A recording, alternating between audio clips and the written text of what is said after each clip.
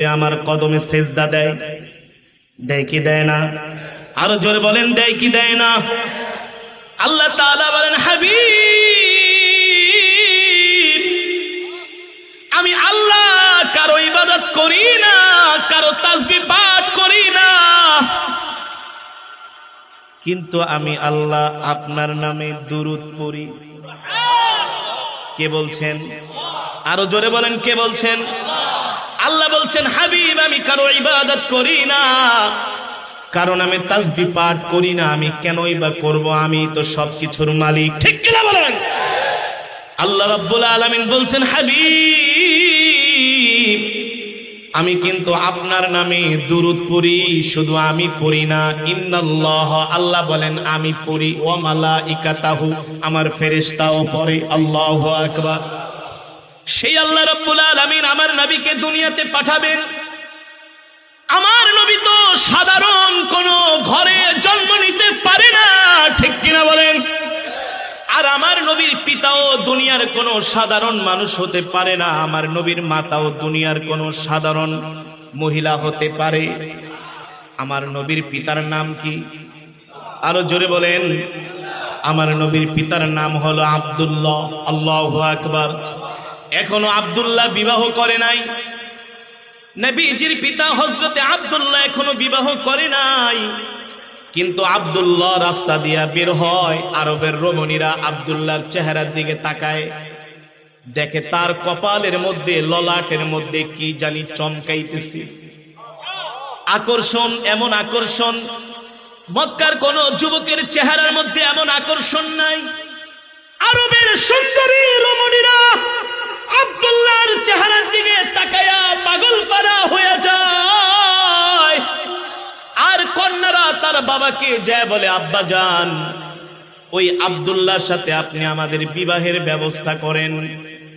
আব্দুল্লাহর বাবা আব্দুল মুত্তালিবের কাছে বিবাহের প্রস্তাব নিয়ে যান। প্রতিদিন শত শত বিবাহের প্রস্তাব আসে হযরত আব্দুল্লাহকে বিবাহ করার জন্য। এত প্রস্তাব, এত প্রস্তাব, এত প্রস্তাব, আব্দুল মুত্তালিব শেষ পর্যন্ত বিরক্ত হয়ে যায়। আব্দুল মুত্তালিব কন্যার বাবাদেরকে ডেকে বলে, তোমরা আমার ছেলের জন্য এত পাগল হয়েছো কেন? মক্কার জমিনে আরো তো যুবক আছে, আছে কি আছে না? তাদের জন্য পাগল হও না, আমার সন্তানের জন্য কেন পাগল হও? প্রতিদিন শত শত বিবাহের প্রস্তাব আসে, মানুষ, বাড়িতে মানুষের ভিড় লেগে থাকে। আব্দুল মুত্তালিবের স্ত্রী ওই সমস্ত সুন্দরী রমণীদেরকে ডেকে বলে, তোমরা আমার ছেলের জন্য কেন পাগল হয়েছো? আরবের রমণীরা এক কথায় উত্তর দেয়। আব্দুল মুত্তালিবের স্ত্রী আব্দুল্লাহর মা শুনে রাখেন, আপনার সন্তান আব্দুল্লাহর চেহারার মধ্যে, কপালের মধ্যে আমরা কি যেন একটা আকর্ষণ দেখতে পাই, সৌন্দর্য দেখতে পাই। ওই চেহারার দিকে তাকাইলে দুনিয়ার সব কিছু ভুলা যায়। এত সৌন্দর্য, এত সৌন্দর্য আরবের কোন যুবকের চেহারার মাঝে আমরা দেখতে পাই না। আল্লাহু আকবার। আরে কেনই বা দেখতে পাবে না? আব্দুল্লাহর ঔরস থেকেই তো আমার নবীর জন্ম। দুনিয়ার কোন সাধারণ মহিলার সাথে হযরতে আব্দুল্লাহর বিবাহ হয় নাই। হযরত আমিনার সাথে হযরতে আব্দুল্লাহর বিবাহ হয়ে যায়। আব্দুল্লাহ 3 দিন পর্যন্ত রাস্তায় বের হয় না। 3 দিন পরে যখন রাস্তায় বের হয়, আরবের রমণীরা আবার খবর পায়, শুনছো নাকি আব্দুল্লাহ রাস্তায় বের হইছে, চলো চলো এক নজর যায় দেখে আসি। আর জোরে বলেন সুবহানাল্লাহ। আরবের রমণীরা এবার রাস্তায় আসে আব্দুল্লাহকে দেখার জন্য। এক নজর দেখে আর চোখ ফিরায় ফালায় চলে যায়। হযরত আব্দুল্লাহ ডেকে বলে, আমরা আরবের রমণীরা, তোমরা আমার সাথে এমন করছো কেন?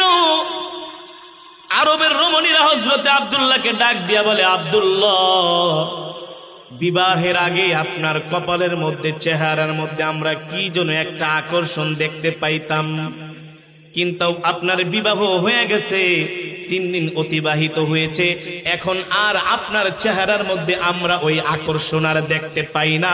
ওই আকর্ষণটাই হলো আমার কলিজার টুকরা বিশ্ব নবী। ঠিক কিনা বলি? হযরতে আমিনার গর্ভে আল্লাহর পয়গম্বর চলে গিয়েছেন।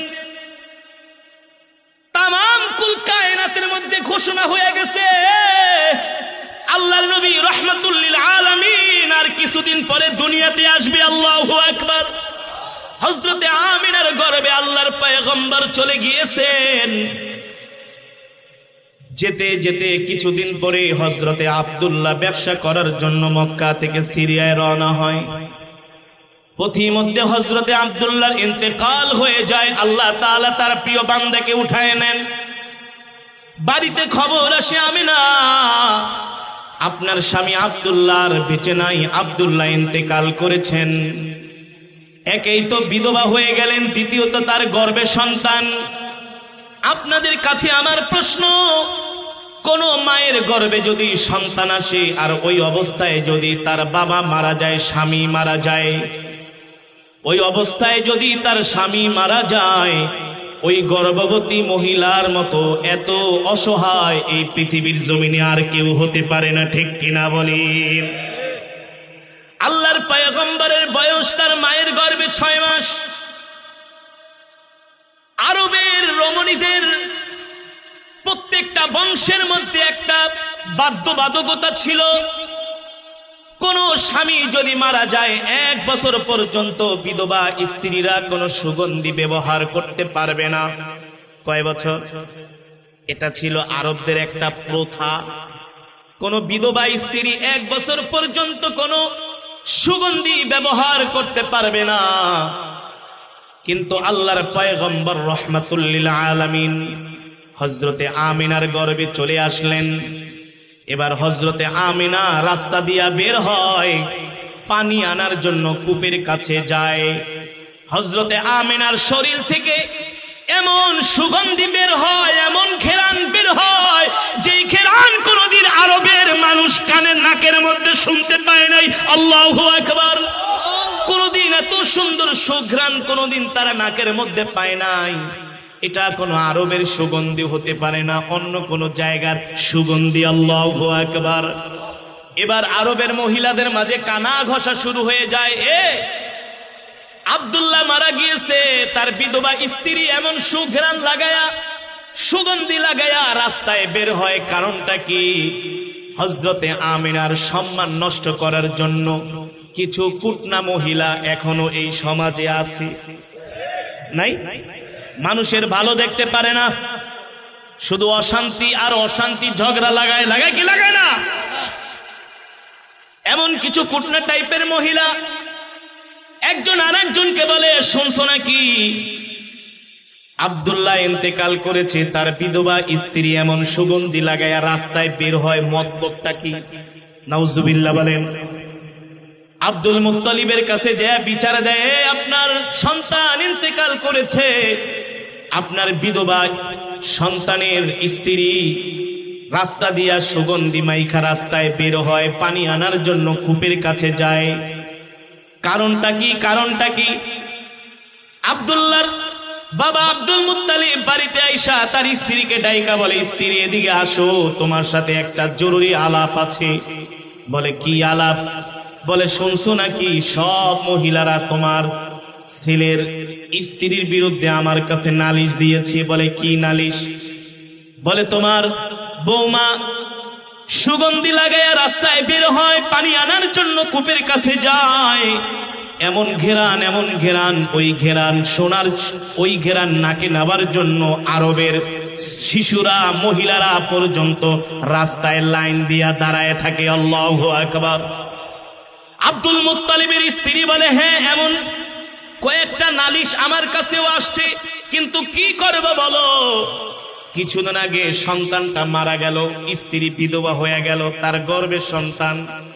এই অবস্থায় যদি আমি তাকে কিছু বলি, সে যদি কষ্ট পায়, এই কারণে আমিও কিছু বলি না। আব্দুল মুত্তালিব বলে, একটা কাজ করো, তোমার বৌমাকে ঘরের মধ্যে ডেকে নিয়ে আসো, আমরা দুইজনে মিলে আমরা তাকে নিয়ে একটু আলাপ আলোচনা করি। কোমল